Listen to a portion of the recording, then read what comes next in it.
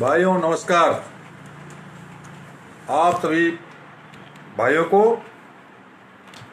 भारतवर्ष की सभी जनता को, भारत में सत्ताधारी उच्च पदस्थ पदाधिकारी, माननीय प्रधानमंत्री, भारत सरकार महामहिम राष्ट्रपति, सभी लोगों को, जनता सहित माताएं बहनों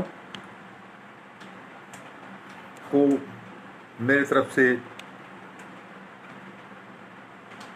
नमस्कार तथा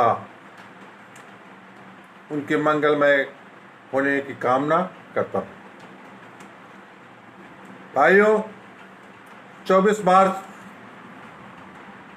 2020 को माननीय प्रधानमंत्री श्री मोदी जी ने जनता के हित में एक ऑर्डिनेंस जारी करके पूरे देश को एक सूत्र में बांधने का प्रयास करते हुए उनकी जिंदगी को सुरक्षित करने के लिए लॉकडाउन शब्द का प्रयोग किया। उसके साथ अपने सभी संबंधित कर्मचारी तथा मानव जीवन को सुरक्षा हेतु सभी अस्पताल एवं कोविड-19 कोरोना वायरस से बचने के लिए सभी सुरक्षाकर्मी एवं अन्य को भी माननीय मोदी जी ने, प्रधानमंत्री जी ने निर्देशित किया और उसमें कई एक पॉइंट नियम निर्देशित किया। सबसे पहले उन्होंने सोशल डिस्टेंसिंग को उपयोग करने की बात बताई, सैनिटाइजर का उपयोग करने का बात बताते हुए प्रेरित किया तथा मास्क लगाने की भी बात कही। इन सभी चीज़ों को उपयोग करते करते उस समय हमारी स्थिति भारत में कोरोना वायरस 300 की स्थिति थी, जबकि यह प्रवेश नवंबर में ही भारत में कोरोना वायरस दस्तक दे दिया। मोदी जी ने यह निर्णय थोड़ा देर में लिया।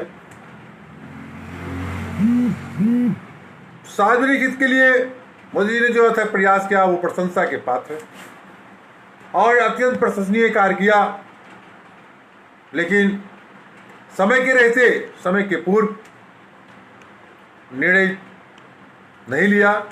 इसके लिए हमारी जनता को दुख झेलना पड़ा। इतना ही दुख नहीं उनके, जब वो अपने जीवन को संक्रमण से ज़्यादा स्थिति में पाया कि हम संक्रमण से तो मर ही जाएंगे लेकिन भूख से पहले मर जाएंगे। ऐसी स्थिति में भारत सरकार के नियम कानून कायदे को तोड़ करके वो अपने घर की दूरी को तय करने के लिए स्वयं अपने पैरों का सहारा लिया। कुछ तो रास्ते में भटक गए, कुछ घर पहुंचते पहुंचते उनकी जीवन लीला समाप्त हो गई। कुछ लोगों को मानवीय दृष्टिकोण को अपनाते कुछ लोग ने उनकी सहायता करते करते उनको घर तक पहुंचा दिया। इसी बीच में भारत सरकार की अपील पर भारत सरकार के खजाने में हमारे देश के धनाढ्य लोग, हमारे देश के पूंजीपतियों तथा अन्य गरीब वर्ग के लोग भी अपने दिल खोल करके उन गरीबों की मदद करने के लिए दोनों हाथ आगे उठाए और लोगों की मदद भी किया। और इस महामारी के समय में उनके दुख के साथ कंधे से कंधा मिलाया। माननीय मुख्यमंत्री जी, सभी प्रांतों के सभी लोगों ने अपने अपने जो गैर भाजपाई सरकार थी उन्होंने भी सहयोग करने का पूरा प्रयास किया। जहां भाजपा की सरकार थी वहां भी काफी ढंग से प्रयास किया गया। इसके बावजूद जनता अपना पैदल चलती रही। जगह जगह पर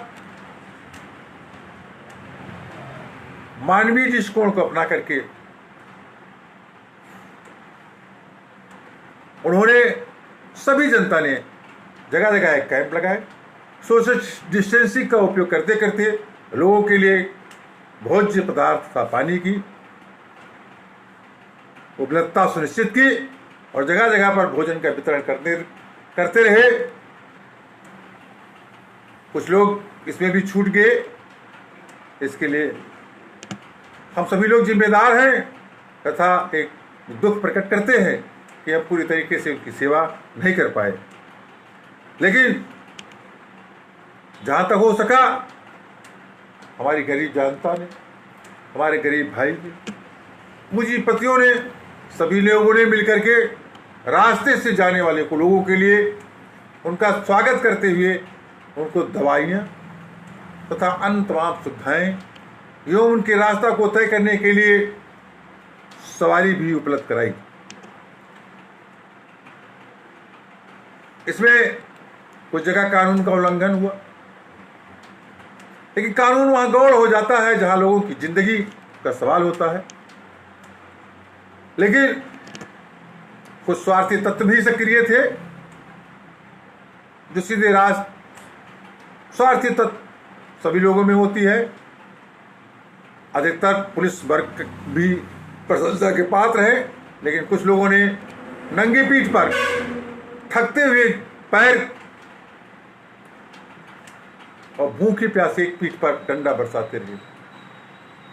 उनकी पीड़ा, जो संवेदनशील है, जो संवेदना को जानते हैं, उनकी पीड़ा को अपने पीठ पर एहसास करके कर ही क्या सकते थे। उन्होंने एहसास करके उनके पक्ष में अपने मन को मलिन करते हुए, एक दूसरे से चर्चा करते हुए उन लोगों के तक बात पहुंचाई कि ये हमारे भूखे प्यासे भाई हैं, जो हमारी जिंदगी, हमारे घर को चलाने के लिए प्रवासी बन गए थे। जहां इनके खाने पीने और जीने के सवाल पर महामारी आ गई और पैदल ही अगर इन्होंने चल दिया है तो अपने घर पहुंचने के लिए आप इन्हें पीड़ा न पहुंचाएं। अगर पीड़ा पहुंचाते हैं तो पहले तो उनको वैसे ही मर जाना है, और आप भी पीड़ा पहुंचा रहे हैं तो मौत सुनिश्चित है। कई जगह रेलवे ट्रैक पर भी दुर्घटनाएं हुई। कई जगह वहां रेलवे ट्रैक पर चलते हुए, रेलवे पटरी पर चलते हुए पुलिस ने उनसे वसूली की। कई जगह अवैध वसूली भी लोगों ने वो करते रहे। फिर भी उन सारी चीजों को आज समय आ गया है जो दूर हो रही है। लेकिन कोरोना वायरस महामारी के रूप में इटली को भी पीछे छोड़ दिया और पूरे भारत में मोदी जी जो कहते थे कि गांव में न फैलने पाया, वो गांव तक फैल गया। सबसे ज्यादा तबलीगी जमात के लोगों ने इसको फैलाने में पूरी मदद की, जिसमें पाकिस्तान की सह थी। पाकिस्तान पूरी तरीके से चाहता था कि भारत बर्बाद हो जाए, लेकिन स्वयं वो गड्ढे में गिर गया। वो अपना घर नहीं देख पाया और दूसरे घर को बर्बाद करने के लिए बात करता रहा। समय समय पर उन्होंने आक्रमण भी किया, घुसपैठियों को भेजते रहे कि भारत सरकार अपनी बीमारी से त्रस्त थी और पाकिस्तान सरकार अपनी बीमारी को न देखते हुए भारत में घुसपैठियों के द्वारा अशांत फैलाने का एक कार्य भी करती रही। ऐसे स्थिति में आज हम पूरी तरीके से महामारी में प्रत्येक जिले में सबकी संख्या बहुत गिनी जा चुकी है, बहुत ऊपर जा चुकी है। लेकिन इसके बावजूद मृत्यु की दर बहुत ही न्यून है। अर्थात हमारे ठीक होने की दर यह मान लिया जाए कि 98 और 99% है और मृत्यु दर 1% से बहुत कम है। तो विजय सोशल डिस्टेंसिंग का हमने जो उपयोग किया, विजय हमारी हुई और तेजी से लोग ठीक हो रहे हैं। सोशल डिस्टेंसिंग का उपयोग और भी करते रहे, अभी 2-4 महीने में सभी लोग ठीक हो जाएंगे, क्योंकि जो लोग बाहर से आए हैं, मौसम उनका साथ नहीं दे रहा है। मौसम गर्मी का है, पर्यावरण तो शुद्ध हो गया, लेकिन गर्मी के मौसम में सर्द गर्म का मौसम होता है, बरसात भी आ चुका है और लोग परेशान, थोड़ी सी स्थिति में उनको गर्मी या बुखार आ जाता है, लेकिन बुखार, सर्दी जुकाम बुखार कोरोना नहीं होता है। इसकी दवा ग्रामीण क्षेत्र के लोग सब लोग जानते हैं, काढ़ा बना करके उसको पीते थे, आयुर्वेदिक दवा, जड़ी बूटियों की दवा का उपयोग करते थे और उसी से ठीक हो जाते थे और उसी से ठीक अब भी हो रहे हैं। सरकार अपने यहाँ प्रयास कर रही वैक्सीन बनाने की, इसके अतिरिक्त अन्य देश के लोग भी इसकी वैक्सीन बनाने के लिए प्रयास कर रहे हैं। सवाल उठता है कि लॉकडाउन कितने समय तक चलता रहे। इस पर मंथन किया गया कि लॉकडाउन लगातार कई महीने तक चलता रहे तो भारत की अर्थव्यवस्था बहुत ही खराब हो जाएगी। हमारी अर्थव्यवस्था खराब होते हुए हमारे ग्रामीण के क्षेत्र के लोग ऐसी स्थिति में आ जाएंगे जहां भोजन की व्यवस्था नहीं हो पाएगी। हमारे तमाम भाई जो वापस गांव की ओर आए हैं वो बेरोजगार हो रहे हैं। हर प्रांतीय सरकार उनके रोजगार के लिए एक बेहतरीन प्रयास कर रही है। जो गरीब भाई हैं, जो मेहनत कश हैं, जो छोटे लोग हैं, जिनके पास बहुत अधिक काम नहीं था, प्रांतीय सरकारें उनके लिए व्यवस्था कर रही हैं। थोड़ा धैर्य और संयम से काम ले, थोड़े दिन में स्थिति भारत की सुधर जाएगी। इसी प्रकार अभी अन्य लोगों को सारी सुविधाएं मोदी जी की तरफ से प्रांतीय सरकारों को दी जा रही हैं। इसके अतिरिक्त प्रांतीय सरकारें प्रत्येक कृषक को तरह तरह के फायदे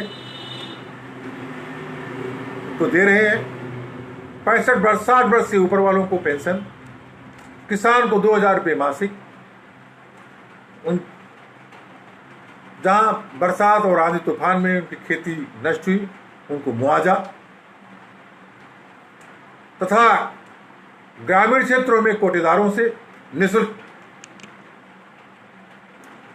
अनाज, भोज्य सामग्री उनको उपलब्ध हो रहा है।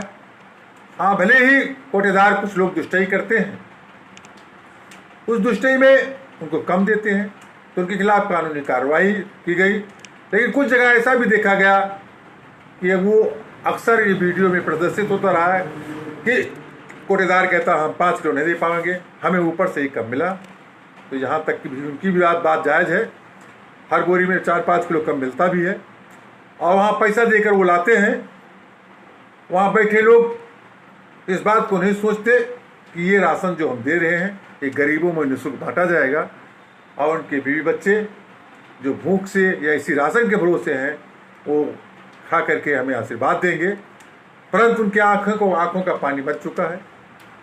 वो अपनी सुख सुविधाओं को देखते हैं, कितना जल्दी उनका बेटा एसी कार में चले, लेकिन ऊपर की एक व्यवस्था है जो जितना लूटता है उसका सुख नहीं भोग पाता। मोदी जी ने तो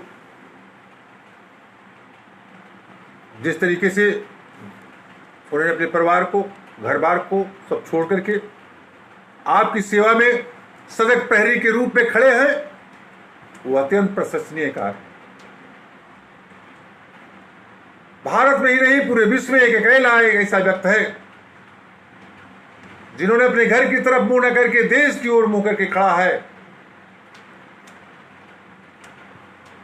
कि हमारी जनता सुखी संपन्न हो जाए। ये कार्य 2205 ईसा पूर्व सम्राट चंद्रगुप्त मौर्य, सम्राट अशोक मौर्य जो भारत के ही बादशाह थे उन्होंने किया था, अगर उनकी तुलना इनसे की जाए, मोदी जी की तुलना अगर उनसे की जाए तो बराबर है। भले ही भाजपा सरकार में कुछ ऐसे लोग भी हैं जो जात-पात का नारा दे करते हुए संप्रदाय में लोगों को बांट दे रहे हैं, अपनी चीज चलाने की कोशिश कर रहे हैं तथा पाखंडवाद को लाद रहे हैं, लेकिन मोदी जी उनकी बात को नहीं सोचते और उनके पाखंडवाद को हटाने के लिए पूरा प्रयास करते हैं।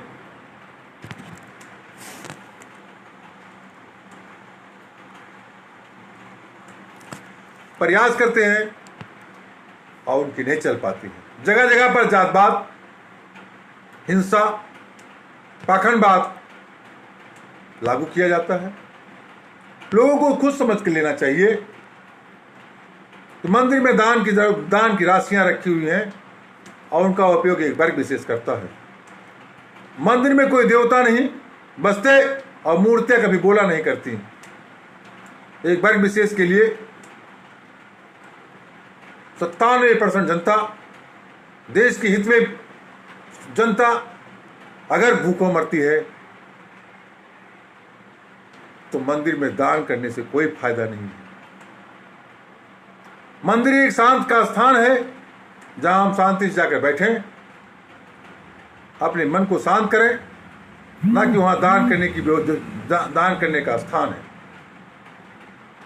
भारत में 6 लाख मंदिर हैं। कई मंदिरों का कई सौ मिलियन डॉलर उसमें जमा है। कुछ लोग उसको आहरित कहते हुए उस पर बैठे हुए हैं। उन्हें समाज हित में और देश हित में ईश्वर के नाम पर वहां पैसा जमा किया गया है, उनको दे देना चाहिए ताकि जिंदगी बच जाएगी तो पैसा फिर वो लोग दान करेंगे।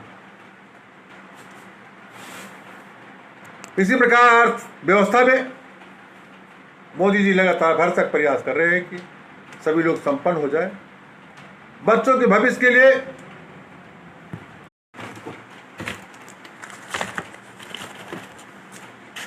मोदी शिक्षा के लिए बहुत चिंतित हैं।